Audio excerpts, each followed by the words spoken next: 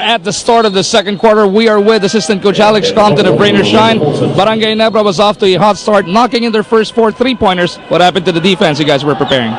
Well, they had some good ball movement and they knocked shots down. Obviously, they've been shooting the ball great all series, so yun talagang isang concern namin, shooting nila sa labas. I think really on our side more, it's been that we had so many turnovers. I think we had 6 or 7 turnovers in the first quarter, some of them careless. We got to do a better job of taking care of the ball and then closing out on their shooters. You know, Paul Artadi knocked down 2 of those threes, and 2 of them he had a guy there in front of him. So sometimes somebody's hot, wala kang magagawa. Hopefully we'll step up and just play better defense in the second quarter. Thank you very much, Coach Alex. Good luck the rest of the way. Miko and Danny. I'm sure Alex Compton and the rest of the Rain or Shine coaches are very pleased to see JRS hitting well from Rainbow Country. As we begin action in the second quarter, Intal asking for a foul. And Aranya loses that ball. Here's Lanete. Lanete steps on the brakes. Lanete is joined by David Noel, Ronald Tibet, Rafi Rivas, and JC Intal on the hard court. And here's Tibet going baseline. And Lanete, open shot. Yes, sir.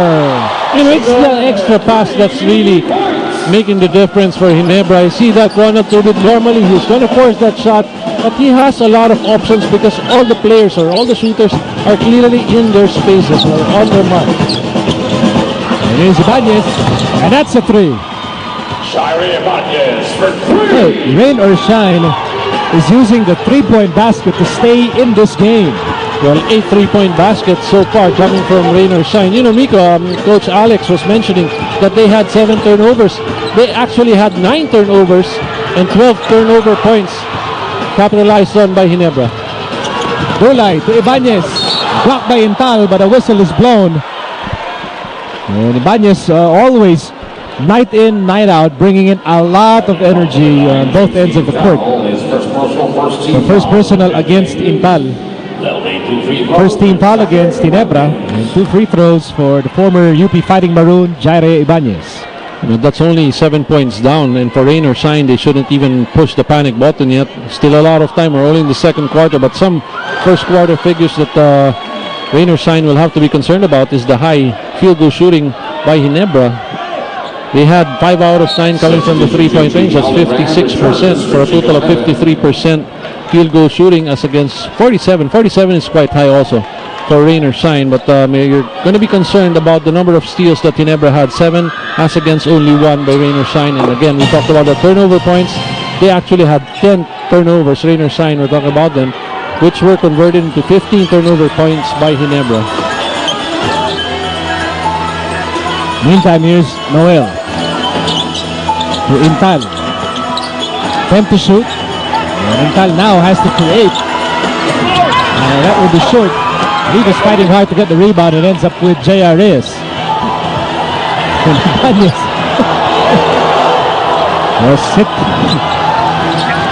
Hit on the blind side, and here's Lewis. Lewis eats up so much space in that shaded lane. You know, in the last 3 plays, or 4 plays rather, by Ginebra, JC Intal has been forcing his shots, trying to fish for that foul.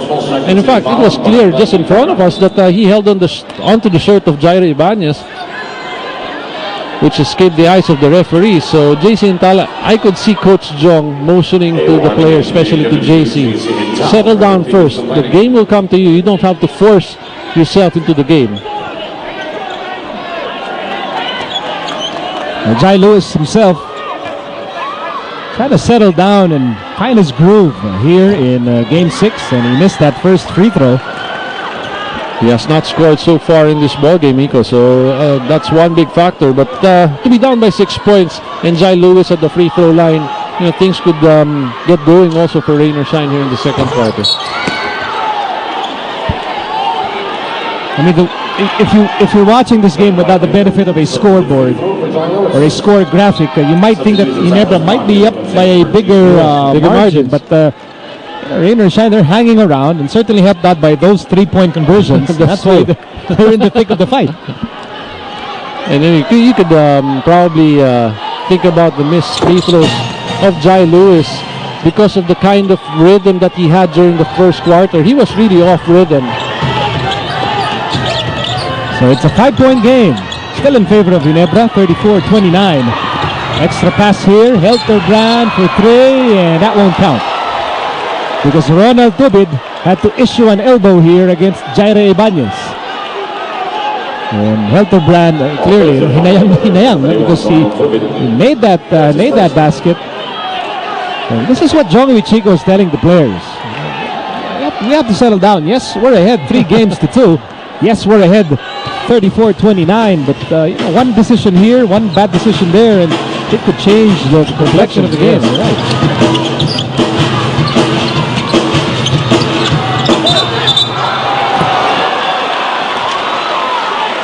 An offensive foul will be called against Ryan Alvania, trying to provide a screen for Don Dulai's potential 3-point basket. With this lead, what they can do is really capitalize on Jai Lewis, try to get the ball down to him at the post, and probably try to fish for some fouls that will send you to the free throw line to just get back into the game. So Jai Lewis and the rest of the Alaska Painters trying to make their move here in the early moments of the second quarter. Helterbrand with a size advantage against Dulai. And here's Helterbrand on the move outside Noel. Noel, bullet pass inside. May have been ill-advised, and that's a turnover. And here comes Ibanez all alone for 2. And don't look now, this is just a 3-point game. Boy, the Alaska Painters battling hard here in the second period. And they're back in business.